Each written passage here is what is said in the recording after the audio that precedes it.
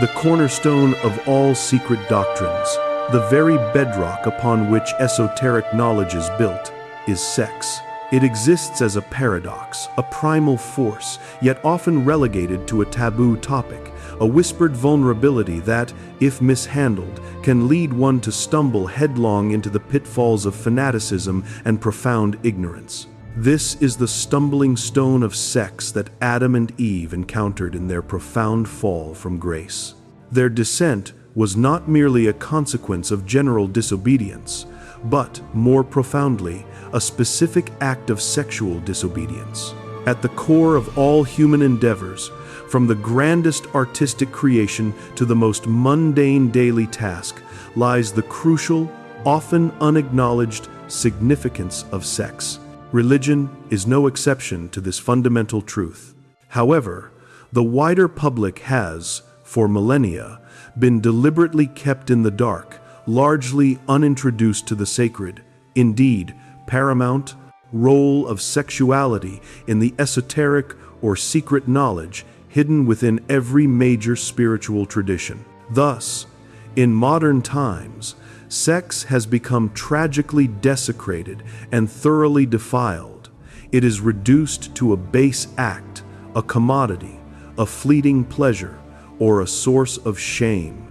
This stands in stark contrast to its ancient recognition as the revered gateway to the mysteries of the divine, a direct conduit to higher states of being. This fall into sexual misuse has left an indelible collective shadow upon humanity, a deep spiritual wound in the masculine and feminine psyches that continues to fester. We see its echoes in the rampant rejection trauma that plagues individuals, where the quest for validation becomes a desperate, often unconscious, search to fill a void left by this original disconnect from sacred sexuality. Similarly, love addiction, a relentless and often destructive pursuit of external connection, frequently stems from this profound yearning for the divine unity that true, transmuted sexuality once offered, but which has been replaced by superficial, fleeting substitutes. Men, in particular,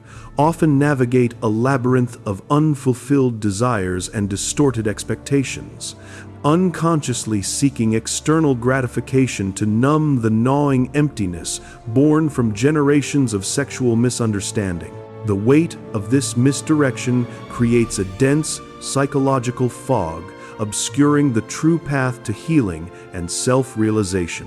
The very energy meant for creation and transcendence has been diverted, leaving a trail of broken connections and inner turmoil. The desecration of sex has not only severed humanity from its divine potential, but has also distorted our understanding of love, connection, and self-worth. It has trapped countless souls in a cycle of longing and disappointment, mistaking the shadow for the substance, the fleeting sensation for profound spiritual union. This foundational misuse of sexual energy has fostered a societal sickness where genuine intimacy is sacrificed at the altar of instant gratification, and the deep, transformative power of this sacred force remains largely untapped, or worse, actively abused. The first step towards reclaiming our divine heritage lies in recognizing the profound impact of this ancestral sexual disobedience and its lingering presence within our collective and individual consciousness. It is a dark truth we must confront. We must fundamentally understand that the concept of being born again, a cornerstone of many spiritual traditions, is not merely a metaphorical cleansing or an abstract spiritual awakening. It is, in its deepest, esoteric sense, an unequivocal sexual issue. This is precisely why the divine seed remains within those who are truly born of God. To be born of God means to undergo a profound transformation, to be born again by fully utilizing the intrinsic process of birth itself. And critically, nothing, absolutely nothing, is birthed into existence without a sexual component.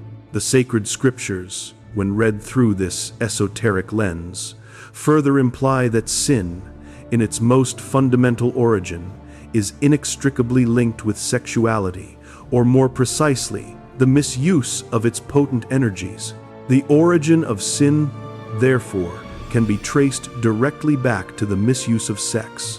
When Eve, in a moment of profound significance, consumed the forbidden fruit with Adam, they acted outside of God's original commands regarding the sacred use of their creative energies. This is precisely why the fruit, in its symbolic representation, was so appealing to the senses. Sex, by its very nature, always carries a potent, sensual allure. Adam and Eve, in this grand narrative, symbolize a generation of developing souls that had reached the peak of mechanical evolution, a stage akin to advanced animal forms. They were on the cusp of a critical transition, becoming conscious of their own burgeoning identities and poised to progress to the higher, truly human stage of evolution. Essentially, at this point, they were innocent and utterly unaware of the complex concepts of good and evil. Much like animals, they possessed an innate, powerful drive to reproduce, but critically, they lacked the developed capacity for higher reason or spiritual discretion in its application. This natural instinct, untamed and yet pure, was overseen by the benevolent guidance of Jehovah Elohim. This term refers not to a single entity, but to a collective of advanced intelligences, souls that had already attained the angelic state and were specifically tasked with overseeing the evolving and deep life forces on Earth. Once these evolving souls were ready for the intricate structure of human bodies, they were born within them. Yet, being still innocent and uncorrupted by the burgeoning ego, they continued to be guided meticulously by Jehovah Elohim. They were patiently taught how to reproduce in a superior, refined way, the way of a truly integrated human being. This involved learning to unite, to consciously transmute the powerful sexual energy within the sacred act, and to reproduce, not through brute, animalistic instinct, but through a conscious, spiritualized process. In these ancient, pristine times, the male body only had to release a single, potent sperm to unite with a single ovum, entirely without the need to violently ejaculate millions of sperm. Consequently, both males and females, in this state of grace, never reached the tumultuous heights of orgasm or ejaculation. Instead of wasting their precious sexual energy, this vital life force was meticulously transmuted, elevated, and circulated within their beings, creating a paradise of body and soul. Earth, in those days, was indeed a living paradise, nourished by this pure, energetic exchange. However, something sinister began to stir as well. A force, slithering like a serpent through the innocent blood of this newborn humanity, initiated a new cycle. This temptation, a great gift of Mephistopheles, was overwhelming, leading to sexual disobedience. This innocent humanity began to copulate like animals, a backward step, reaching orgasm and opening their eyes to lust, generating all the sin in the world. The gates of Eden closed, and humanity fell into perversion, a deep wound in the collective psyche that demands confrontation. The creative fire, that profound spark which ignites all innovation and brings new forms into existence, is intrinsically linked to sexual energy. To create anything, from the grandest symphony to the simplest meal, is fundamentally a sexual act in its energetic origin. If an architect, for instance, wishes to build a magnificent house, he must first meticulously create it in his mind. He must formulate a detailed blueprint, a vision that demands a potent surge of creative energy. We can, with profound accuracy, also state that this requires sexual energy because creativity and sexuality are not merely related. They are, in their purest, unadulterated essence, one and the same. Creativity is sexuality. When we truly grasp this profound unity, we begin to comprehend what sex, in its deepest, most meaningful sense actually is. It is the engine of generation, not just of physical bodies, but of ideas, art, and civilization itself. With this crucial understanding firmly in mind, perhaps it would not seem so absurd, so outlandish, to declare that imagination, that boundless realm of possibility, is directly fueled through sexual energy. After all, imagination is the quintessential creative act, the fertile ground from which all new realities spring. In consequence, the very quality of our sexual energy is profoundly reflected in the quality and potency of our creative faculties, irrespective of the field of endeavor.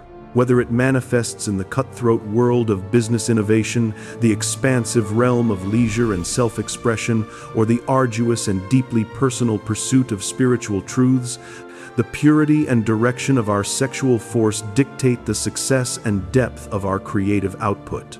A life drained by misuse of this energy will be a life lacking in true inspiration and genuine accomplishment. To truly understand the profound mysteries of life and death, we require a fertile mind, one brimming with sexual potency, its energies transmuted and elevated.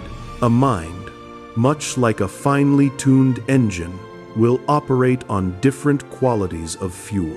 But it is unequivocally better for it to run on fuel that has been meticulously purified, refined, and consciously directed. Sexual energy that is impure, tainted, and mixed with unbridled lust, fueled by fleeting gratification, or channeled into acts of casual encounters, masturbation, infidelity, or the pursuit of frivolous pleasures, is a corrosive type of energy that actively damages the mind. It leads, inevitably, to its degeneration, clouding judgment, fostering addiction, and diminishing one's innate creative spark.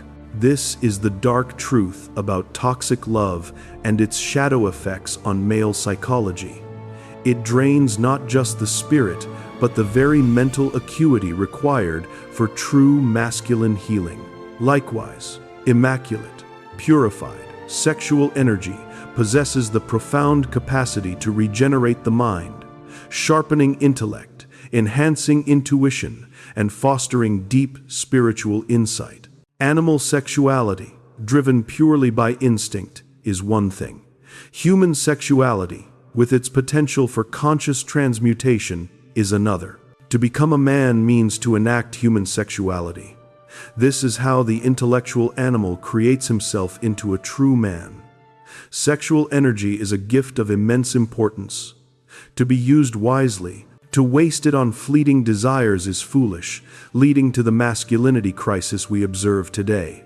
Sexual magic, often referred to as White Tantrism in its purest form, signifies an ancient science, a profound body of knowledge that has been meticulously known, preserved, and fiercely protected by the purest, most spiritually advanced human beings throughout history. Their ultimate purpose and unwavering goal have been the conscious harnessing and perfection of our inherent sexual forces, directing them towards spiritual evolution rather than mere physical gratification.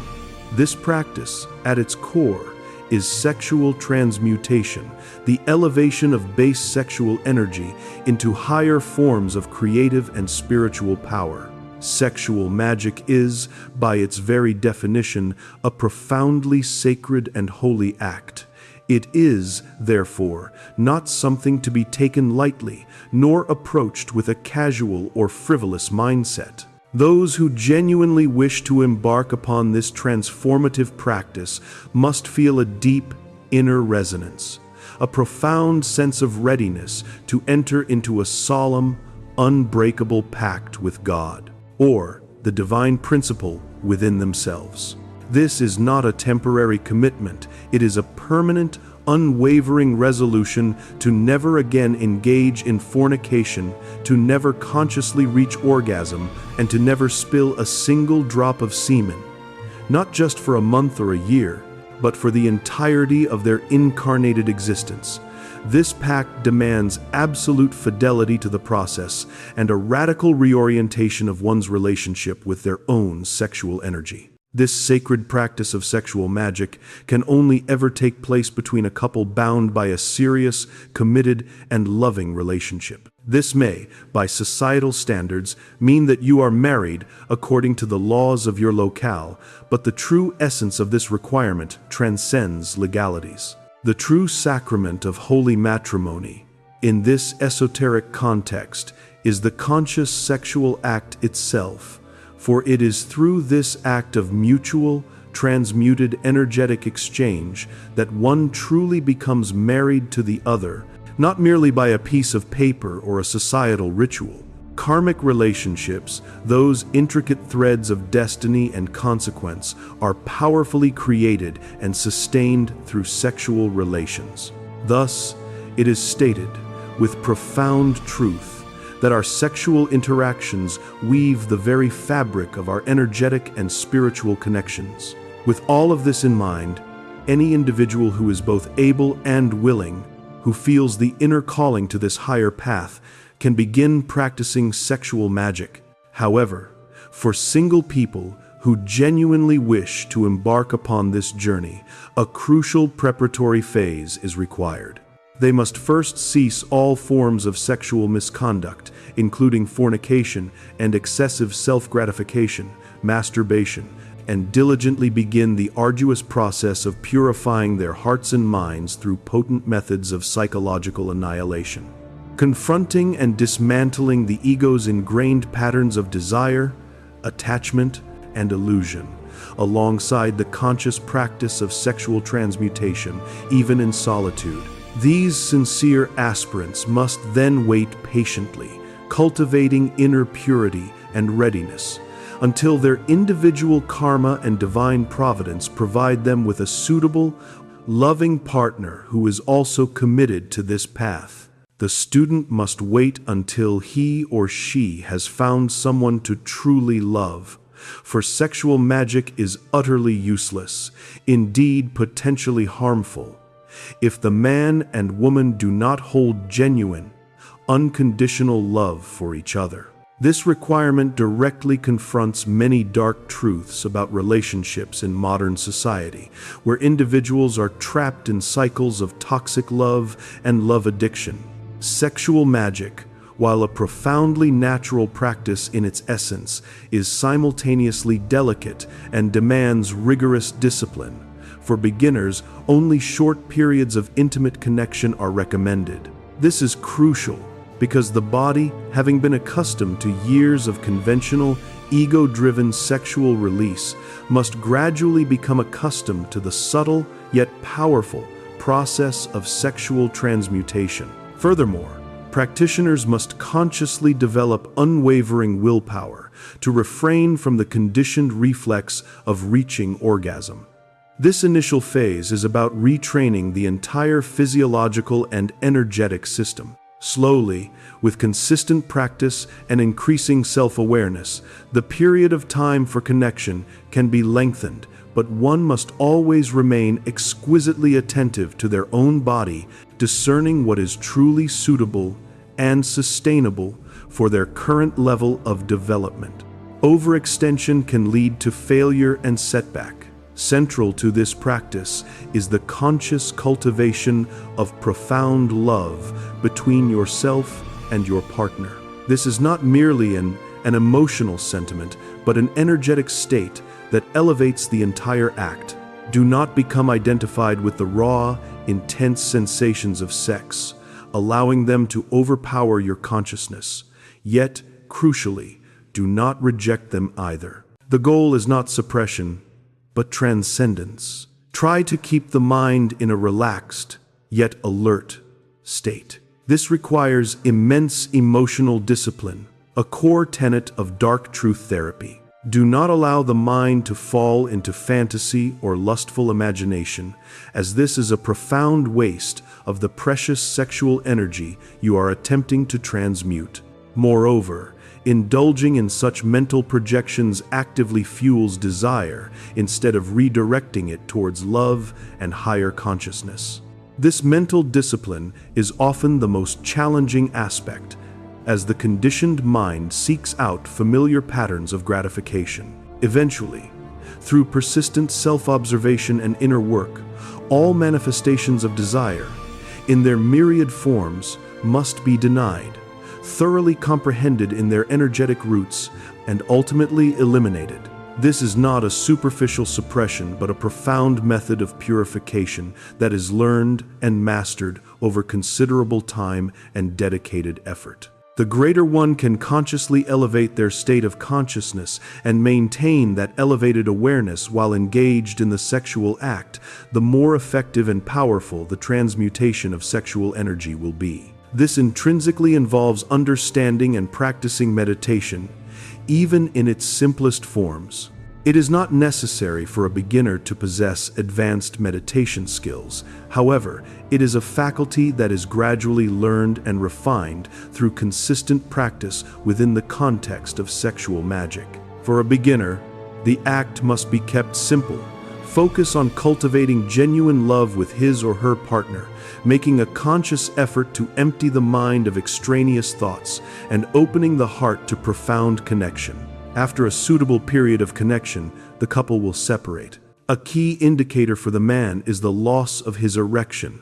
This is the body's clear, physiological way of informing him that it is time to cease the act for that session. Those who practice sexual magic must, under no circumstances, ever reach orgasm or ejaculation. As the sexual organs become hypersensitive, it is a clear physiological signal that one is approaching the spasm. One must consciously and immediately stop the act well before this sensation even intensifies. It is vitally, absolutely important that no release whatsoever occurs. The tragic truth is that many years of diligent inner work and accumulated spiritual energy can be lost in a single, unguarded moment if one forgets him or herself and succumbs to the primal urge for release. This is where ego death truly comes into play. The ego clamors for the familiar release, but the true path demands conscious control. This rigorous control is essential for healing the rejection trauma that often manifests as a desperate need for external validation through climax, and for overcoming love addiction by redirecting energy inward for true growth. Sexual union is best practiced during the tranquil hours of night, or at the subtle awakening of dawn. This timing is rooted in a profound esoteric understanding the most potent acts of creation, in their cosmic and spiritual dimensions, always take place within the nurturing canvas of darkness. The intense, direct cosmic influence of the sun, particularly at its zenith, is believed to prohibit the creation of the subtle solar bodies, the higher, spiritual vehicles that form through transmuted sexual energy. Nevertheless, daytime practice is acceptable on those occasions in which other times are genuinely impossible. One must simply be aware that during daytime practice, the focus shifts. Only the comprehension and subsequent elimination of the ego's ingrained patterns can effectively take place, while the deeper, more profound alchemical creation is reserved for the hours of darkness. Crucially, sexual transmutation between a man and a woman must never be practiced more than once per day. This strict injunction is due to a vital energetic principle known as the creative magnetic pause. The intricate sexual energy cycles through the body in a precise 24-hour rhythm. After an act of sexual magic, this energy becomes heavily magnetized, charged with immense potential. To repeat the act again within the same day severely disturbs the natural, delicate rhythms of the body, creating energetic chaos. This ultimately nullifies the great potential of the transmuted sexual energy.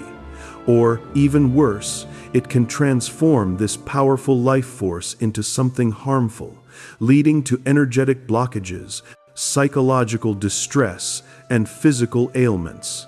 However, supplementary practices like pranayama, conscious breathwork, can be practiced as much as one needs, as they help circulate and refine existing energy without initiating a new creative cycle.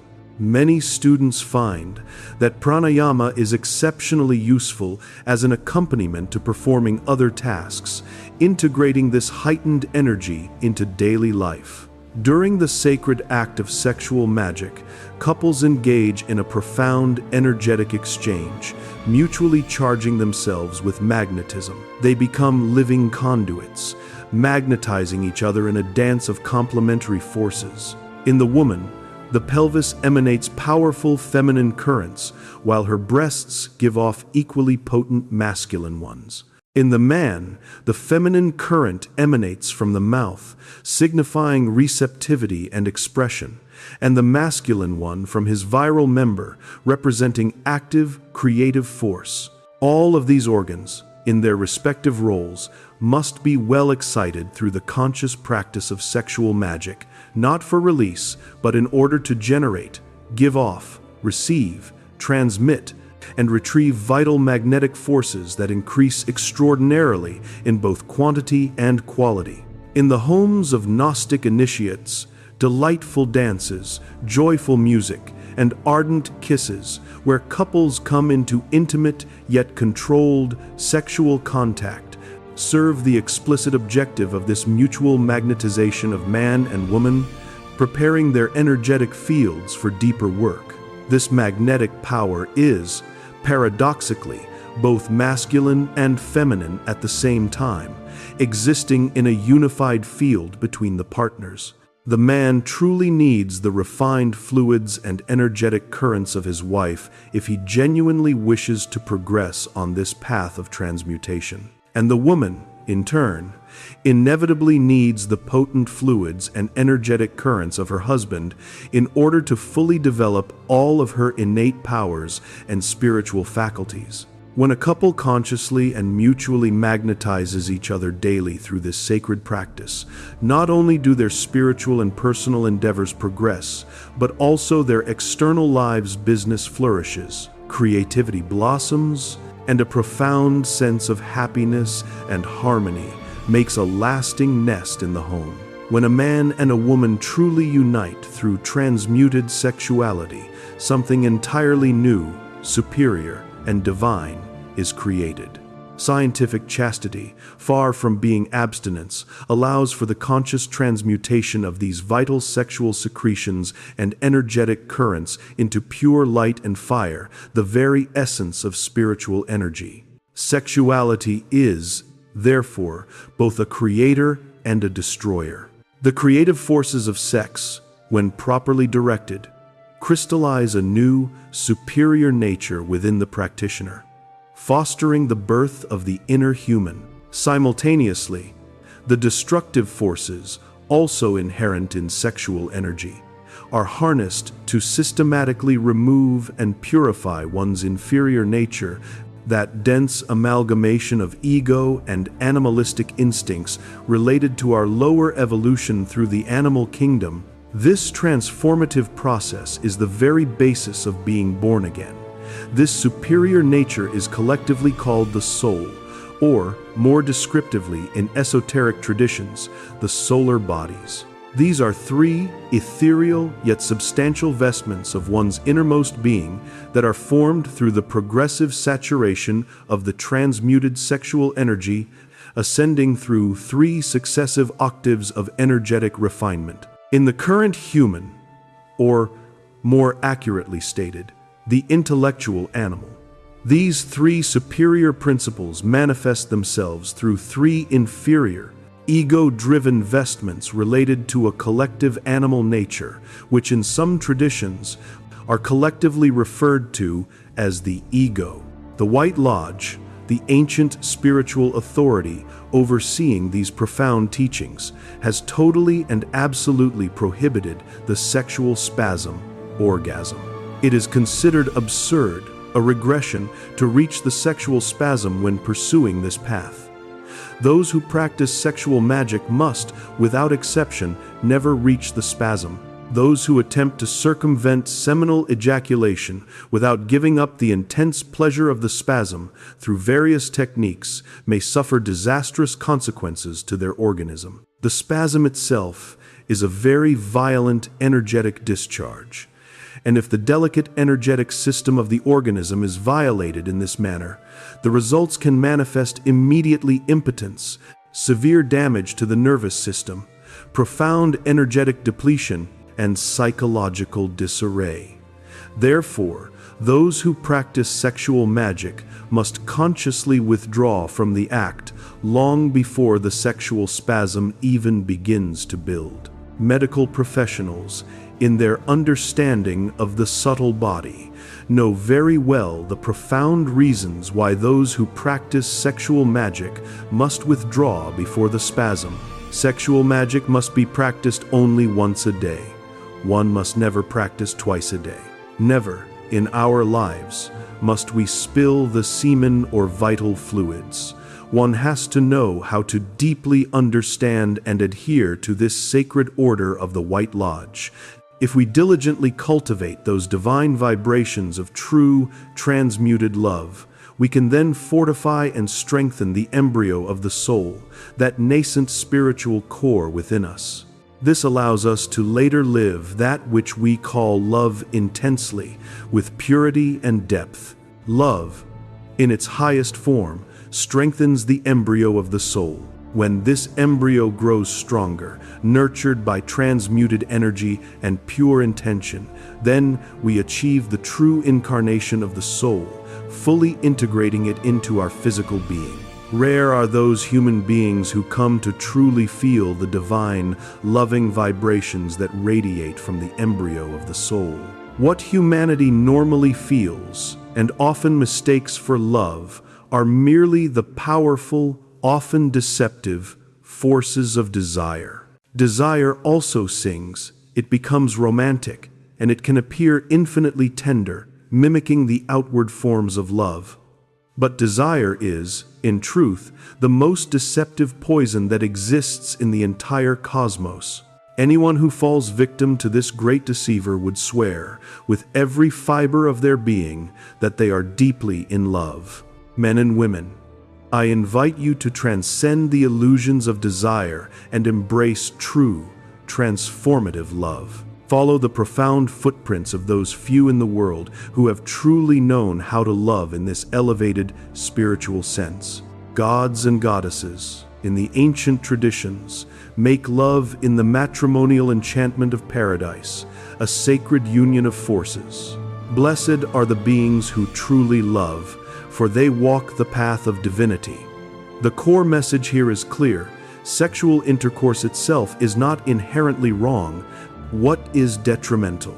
What constitutes a profound waste of precious life energy and leads to negative impacts on both physical and mental well-being are misguided practices such as masturbation, casual sexual encounters, infidelity, the pursuit of fleeting pleasures, and any form of sexual excess. These acts deplete masculine energy, cloud the mind, and prevent the true spiritual growth essential for a fulfilled life. To truly heal, to shed the layers of societal conditioning and confront the raw truths of male psychology, love, addiction, rejection, and the shadow self, you must embark on this journey. Dark truth therapy, guided by Jungian thought, is where men begin to heal, not by chasing the light, but by courageously confronting what they buried in the dark. Like and subscribe for more insights into men's mental health, masculine healing, and shadow work. Reclaim your power, embrace your truth,